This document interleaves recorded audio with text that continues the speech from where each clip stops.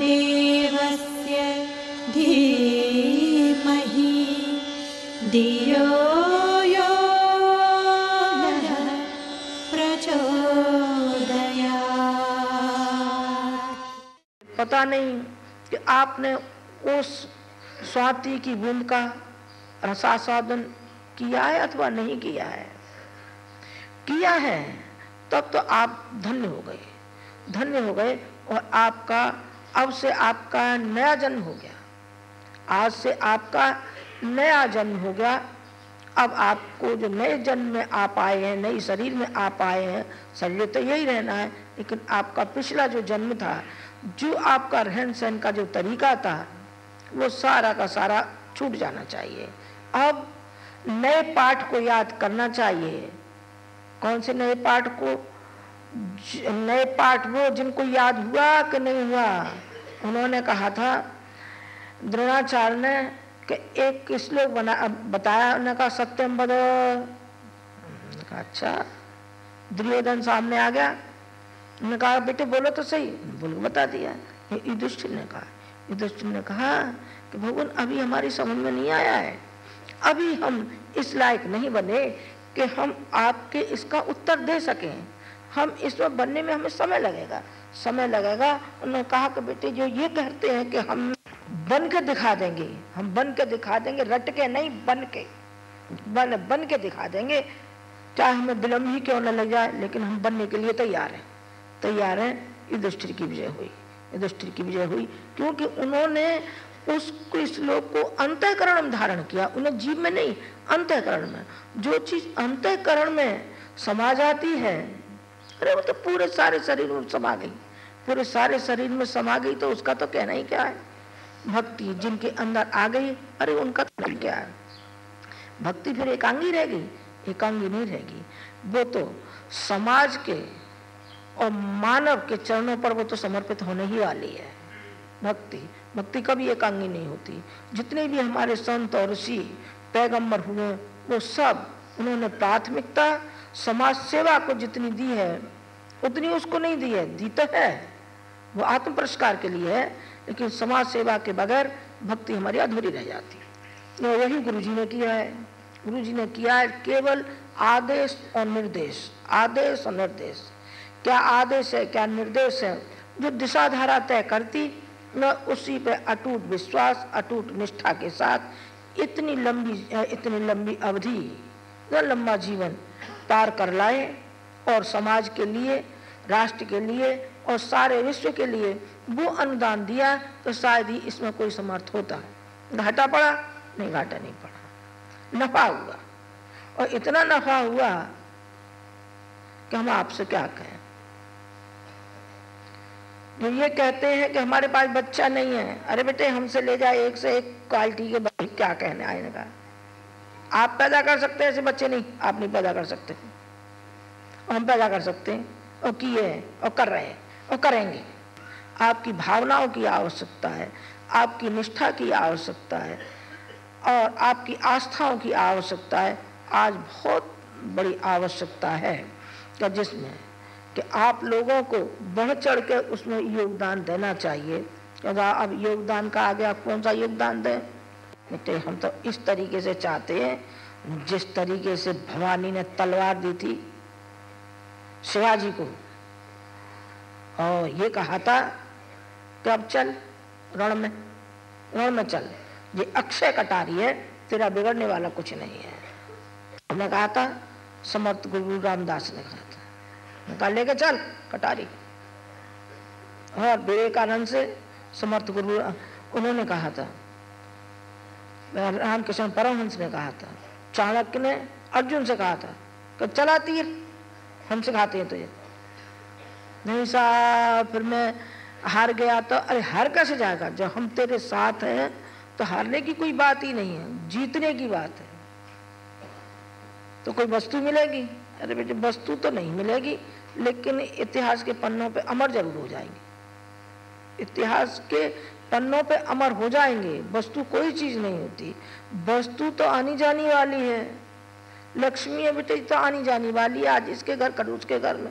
अब कभी जिस साथ नहीं न साथ आए न जाए, वो तो खाली हाथ ही जाना है, खाली हाथ ही आए और खाली हाथ ही जाना है। ये तो विडम्बना है व्यक्ति की। और वो ये सोचता रहता है ये कमा लूँ, ये रख लूँ, मेरे काम आएगी, मेरे नाती पोतों के आएगी, और फिर उसके काम आई, कुछ उसके काम। अरे तेरे काम में क्या आया है? कुछ नहीं, वही 2 रोटी, 1 धोती और कुर्ता। और ये तो वैसे पैदा हो सकता है, हो सकता है पैदा। इसी के लिए मरना खपना है कि नहीं? ऊंचे लक्ष्य के लिए आप लोगों को जो पैदा किया गया है, जहाँ तक मेरा अनुमान है, आपका पता नहीं कैसा है, मेरा अनुमान तो यही है कि आप लोगों को जो पैदा किया है एक विशेष लक्ष्य के लिए किया है। जिस तरीके से भगवान राम के समय में सारे देवताओं को रीछ बानर के रूप में भेजा था, और रीछ बानर बन करके उनके सहयोग के रूप में सारे के सारे देवता अवतरित हुए थे। इसी तरीके से भगवान कृष्ण के समय में सारे के सारे ग्वाल वाल, ये सब कौन थे? ग्वाल वाल सहयोगी उनके कौन थे? मित्र उनके कौन थे? अरे बेटा वही थे, सारे के सारे वो थे देवता थे, जिनके अंदर ये भावनाएं पैदा हुई कि हमको देना चाहिए, भगवान से लेना नहीं। भगवान के सामने दानी होकर के जाना चाहिए, याचक होकर नहीं, भिखारी होकर के नहीं। भगवान से भीख मांगेंगे क्या? भगवान ने इतनी बड़ी अमानत जो हमको दी है, उसका क्या होगा? वो शरीर के रूप में, मस्तिष्क के रूप में दिया है, भगवान ने तो दिया ही दिया। फिर और कौन सी चीज रह गई जिससे कि हम भगवान से प्राप्त करने के लिए हम लालायित होते हैं? क्या होते हैं? अपना पुरुषार्थ, कर्म अपने साथ है, वो करना चाहिए भगवान के निमित्त। तो ये विचार आना चाहिए कि भगवान जो आपकी आवश्यकता है, जो विश्व की मांग है और जो सेवा है, वो हम आपके लिए समर्पित करते हैं।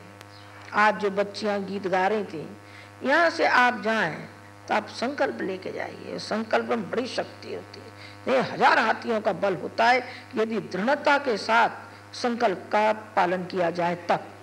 यदि दृढ़ता के साथ संकल्प का पालन नहीं किया जाए तो आज कह गए कल समाप्त, आज कह गए कल समाप्त। एक लड़का था, रोज आवे, रोज मेरे पाँव छुए, रोज रोवे, रोज शराब पियावे। अच्छा, एक बार मुझसे रहा नहीं गया तो मैंने ऐसे बुरी तरह से डांटा उसको। मैंने कि अब आइंदा तू शकल मन दिखाना, यहाँ शकल दिखाने की जरूरत नहीं है। क्यों? तू छोड़ेगा नहीं, हर बार आवेगा, पाँव छुएगा, मिन्नतें करेगी, तेरे ऊपर कोई आशीर्वाद काम नहीं कर सकता। क्यों? कि भीतर का तेरा मनोबल कच्चा है। मनोबल को बढ़ा, बड़े से बड़े जो दोष है वो छूट सकते हैं। यदि व्यक्ति इसी पे आमादा हो जाए कि हमको छोड़ना है तो छूट जाएंगे। हमको ये समाज का, राष्ट्र का पुनरुद्धार के लिए हमें कुछ काम करना है तो वो करेगा ही। आपसे निवेदन एक ही है कि आज आप चलते चलाते, मैंने कहा बच्चों से फिर दोबारा वही बात दोहरानी चाहिए जो मैं पहले प्रथम दिन आपसे जो मैंने कहा था। मैंने क्या क्या कहा था? मैंने ये कहा था कि सारा समय आपका और आपकी बीवी का केवल परिवार पालने का, खाना बनाने का, बच्चा पैदा करने का यही जिम्मेदारी नहीं है। आपकी एक और जिम्मेदारी है जो राष्ट्र के लिए, समाज के लिए, मिशन के लिए बहुत आवश्यक है और आपकी आवश्यकता है। सारा का सारा हीरा जैसा समय आप इसमें गंवाते हुए चले जा रहे हैं। समय की कोई कीमत नहीं है, आप समझ रहे हैं? इसी समय में लोग कहां से कहां पहुंच गए, योग्यता का क्या ठिकाना। विनोबा भावे ने 80 भाषाएं अपने समय में से ही पढ़ी थी, और जो भी व्यक्ति बढ़े हैं, जिन्होंने भी महान कार्य किए हैं, वो समय के साथ में अपनी भावनाओं को, अपनी आस्थाओं को, अपनी श्रद्धा को जोड़े रहे। जिन्होंने उसकी कीमत समझी है वो आगे की पंक्ति में आए हैं, और जिन्होंने उसकी कीमत नहीं समझी वो पीछे की पंक्ति में रहे। पीछे की पंक्ति में हम चाहेंगे कि हमारे परिजन पीछे की पंक्ति की बजाय वो आगे की पंक्ति में आए, क्योंकि सारा का सारा विश्व आज देख रहा है क्या कोई मिशन ऐसा है, क्या कोई ऐसी संस्था है, क्या ऐसा कोई व्यक्तित्व है या ऐसा कोई ऋषि या संत है जो कि जलती हुई अग्नि पर कोई पानी डाल सके, जलते हुए लौ में घी का काम तो कर जाते हैं लेकिन पानी का काम नहीं करता, तो पानी का काम कौन करेगा? निगाहें है सारे उसकी।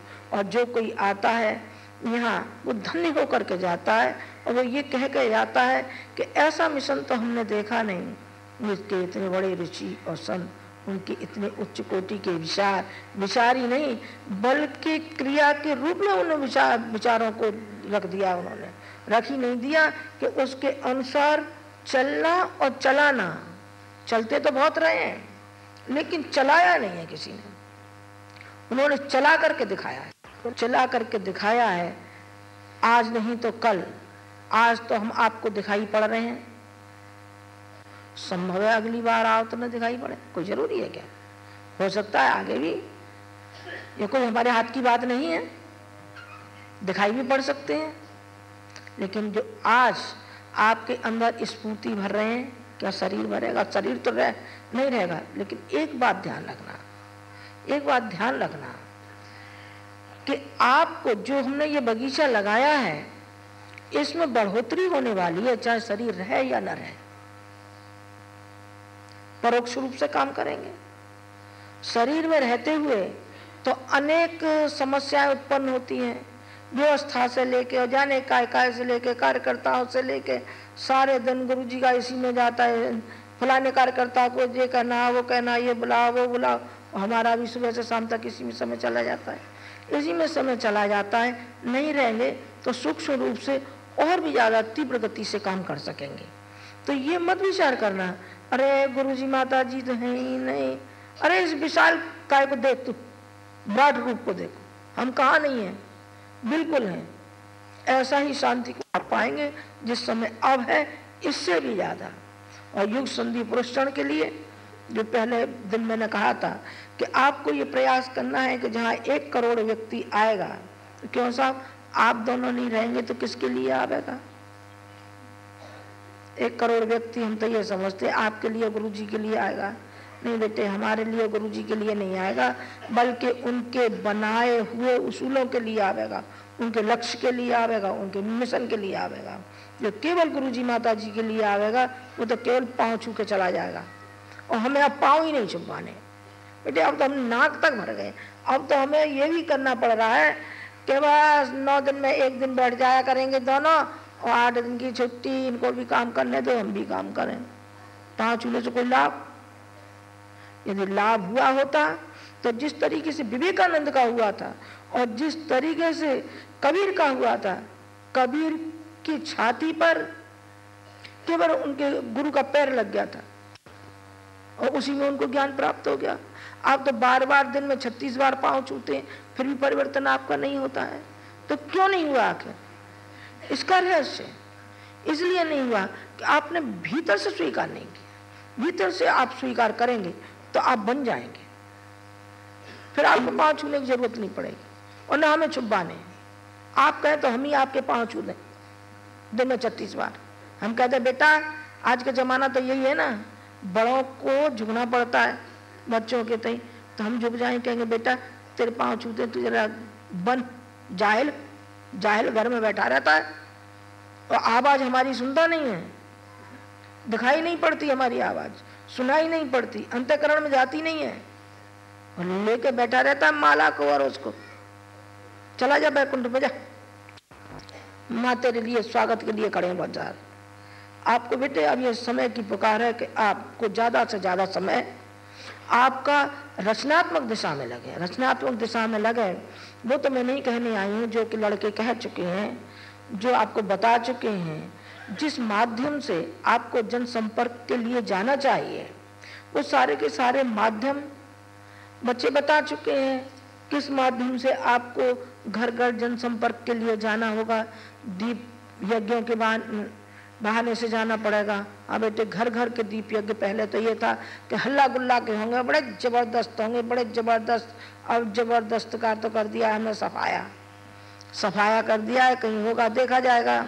नहीं अपने लड़कों को यहाँ काम में लगाएंगे, कितना बड़ा मिशन है, बाहर घूमते, तो यहाँ इनको ठोक पीट के हमको ठीक करना है, इनके अंदर और हमें प्रेरणा देनी है ताकि ये सारे संसार को प्रेरणा देने में सक्षम हो सके। परिवार घूमते रहेंगे, हमारा तो आ गया चला चली का, और ये घूमते फिरेंगे तो फिर रोएंगे, अरे हमारे माँ बाप कहाँ गए, हमारे कहाँ गए। इसलिए हमने इनको रोका है। आगे वो छोटे छोटे कार्यक्रम होंगे, और ये घर घर में जो दीप यज्ञ का बनाया गया है आंदोलन है, इस आंदोलन को आप गति दीजिए। क्यों साहब, इसके गति देने से लाभ क्या है?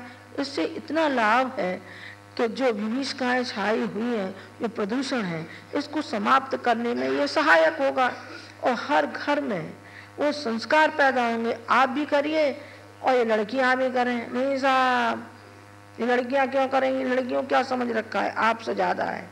देख लो, अब राजीव गांधी ने कल के उसमें यानी क्या करोड़ का वो किया है कि इतने करोड़ नारी जागरण के लिए वो करेंगे। इस कहने का मतलब ऋण देंगे।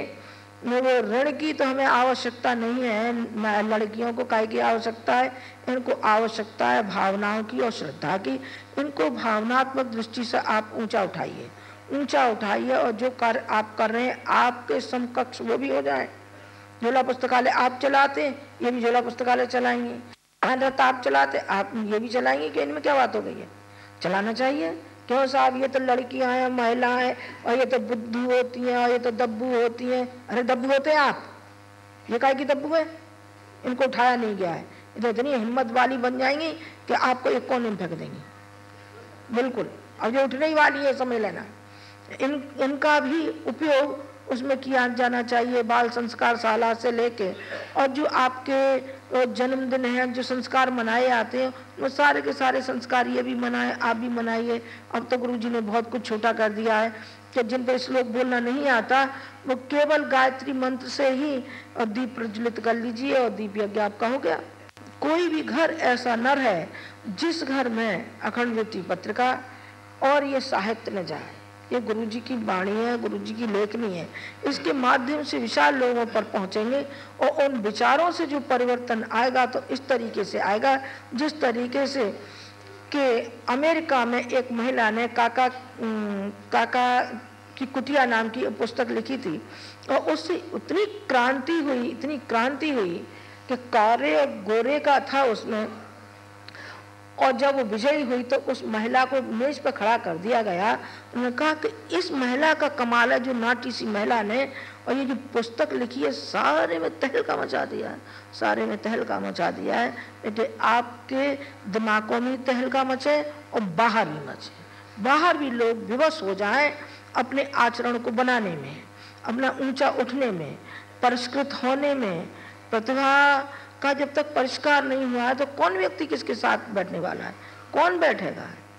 सभ्यता और शालीनता आज हमारे यहाँ से समाप्त होती जा रही है। हमारे राष्ट्र में से पूरे में सभ्यता और शालीनता समाप्त होती जा रही है।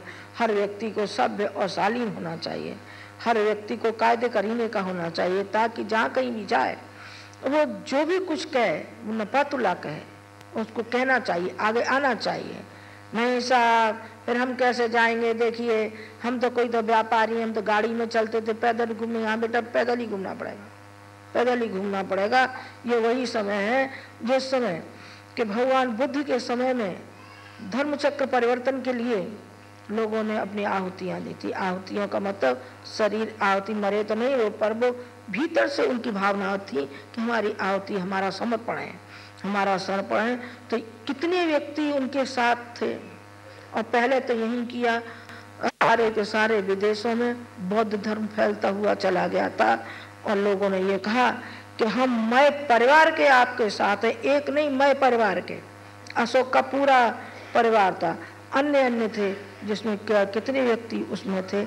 वही समय आ गया है कि गुरुजी ने भी आपको पुकारा है और ये कहा है कि आप हमारे कदम से कदम और कंधे से कंधा आप मिला करके चलिए।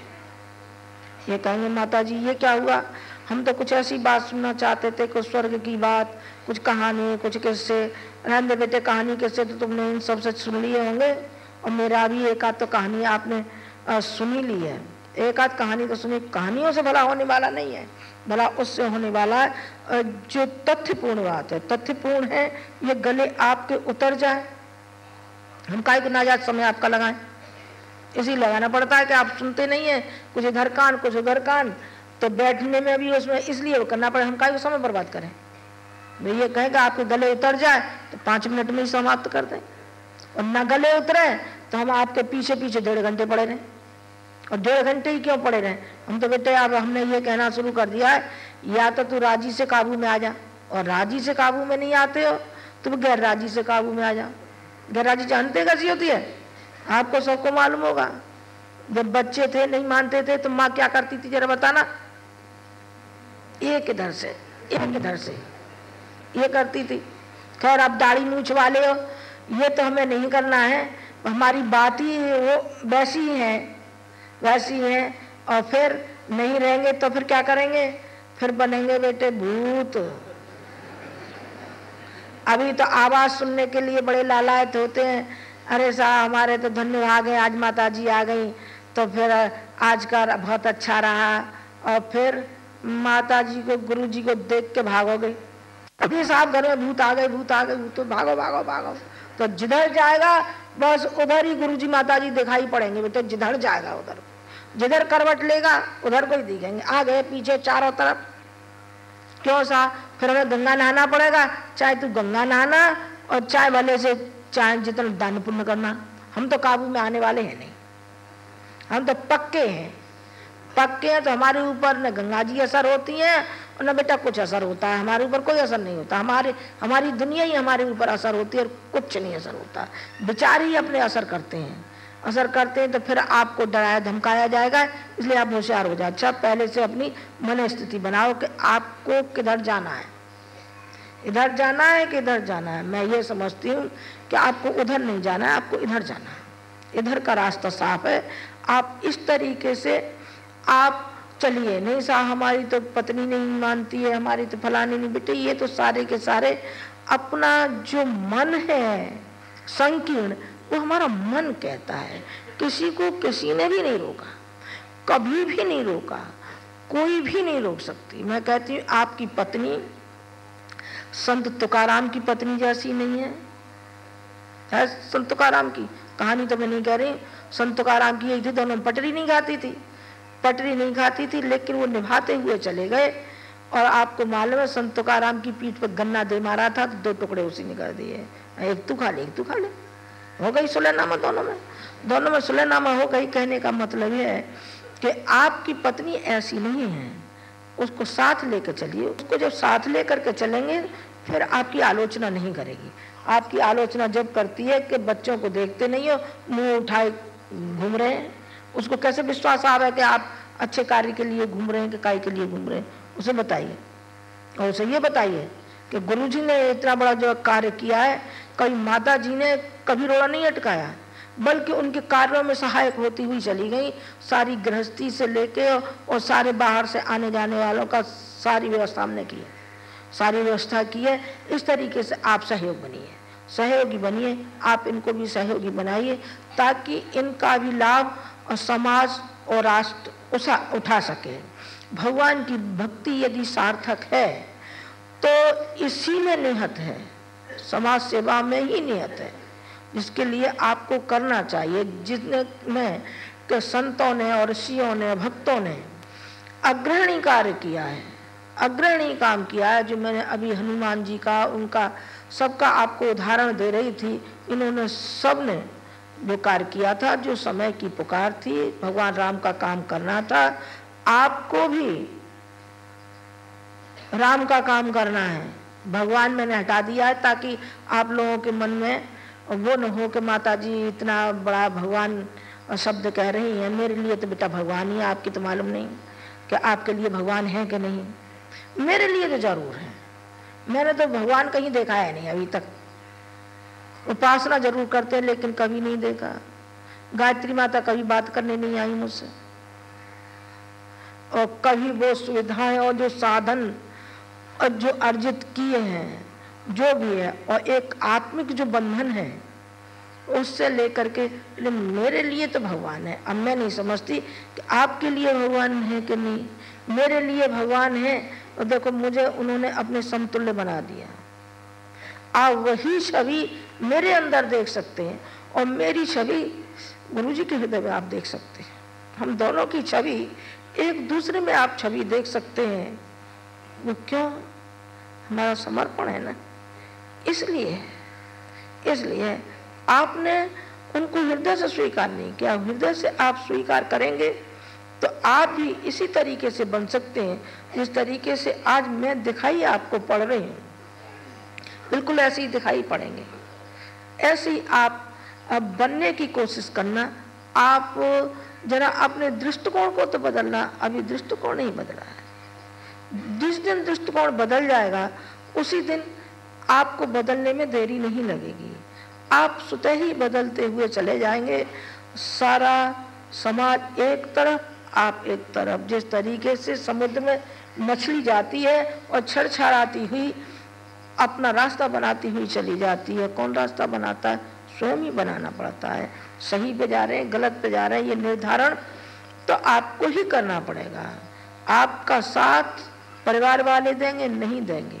आप नीति से कमा रहे हैं कि अनीति से कमा रहे हैं, क्या कर रहे हैं क्या नहीं, उन्हें क्या मतलब?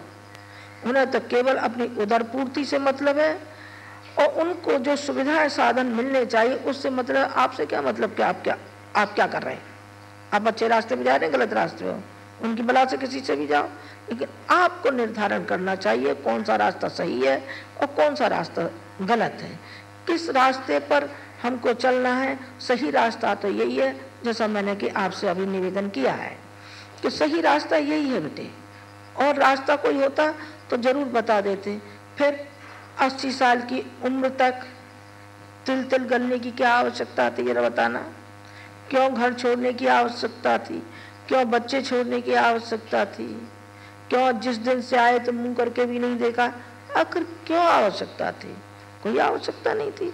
जैसे आप अपने घर गृहस्थी में लिपते हैं ऐसे वो भी रहते, जब पर ठुकरा दिया है कि ठुकरा करके ये दिखाया कि ये समाज बहुत महत्वपूर्ण है।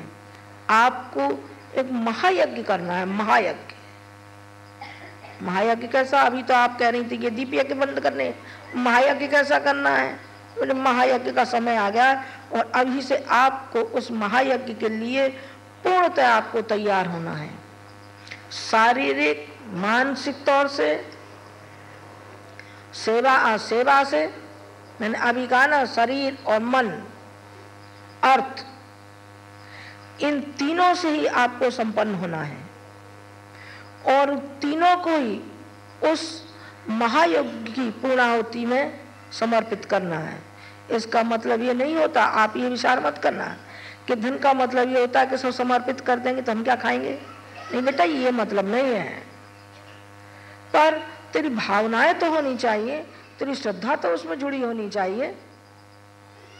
खाएगा ही खाएगा, कुछ खिलाएगा नहीं किसी को। यज्ञ भगवान को खिला, शांति को जो खिला, हाँ बेटा खिलाना पड़ेगा। इतना बड़ा बनाया काय के लिए? खिलाओगे नहीं तो और क्या करोगे? आपको इसकी सेवा सहायता करनी चाहिए। जो भी आप, चाहे भले से गिलहरी के ही समान क्यों न हो, वह भावना उसके अंदर होनी चाहिए कि हमारा जिस तरीके से, मैंने एक कहानी कही थी कई बार पहले, मैंने ये कहा कि गांधी जी एक बार उड़ीसा गए तो कोई सभा सम्मेलन था, वो सबसे मांग करके लाते थे, भाई राष्ट्र के लिए चाहिए ही चाहिए उनको। एक दिन ऐसा आया कि एक बच्चा अपनी माँ से बोला कि माँ हम क्या दे सकते हैं, हमारे पास तो कुछ है ही नहीं। मैं कहा बेटा है तो नहीं, कुछ भी नहीं है हमारे यहाँ, हम क्या दे सकते हैं इस संत को।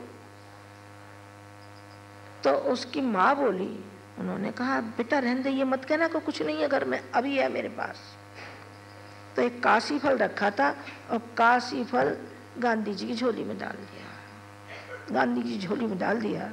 तो गांधी जी ने कहा आज मुझे सबसे बड़ा दान मिल गया है, आज मैं किसी से दान नहीं लूँगा। आज मुझे वो दान मिल गया कि जो इसकी भावना आस्थाओं से ताल्लुक, वो मुझे मिल गया, आज मैं दूसरा दान नहीं लूँगा। गिलहरी जैसा प्रयास क्यों न हो, पर हो तो सही लोक मंगल के लिए, चलने के लिए। वो आप हो सके तो आप ये साहस दिखाना। हम चाहेंगे कि आप में से ही वो व्यक्ति आए जो कि मिशन के कार्यों के लिए आगे बढ़ चल काम करें। यहाँ समय दान दें, यहाँ आपकी उपयोगिता होगी, यहाँ हम आपका उपयोग करेंगे। और वहाँ आपका उपयोग होगा तो वहाँ आपके क्षेत्र में उपयोग करेंगे, आपको इस लायक बनाएंगे ताकि आप बन करके उस समाज की सेवा कर सकें।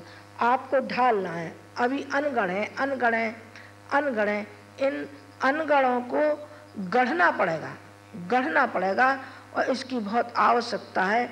इसके अंदर वो खूबसूरतियाँ हमको लानी है।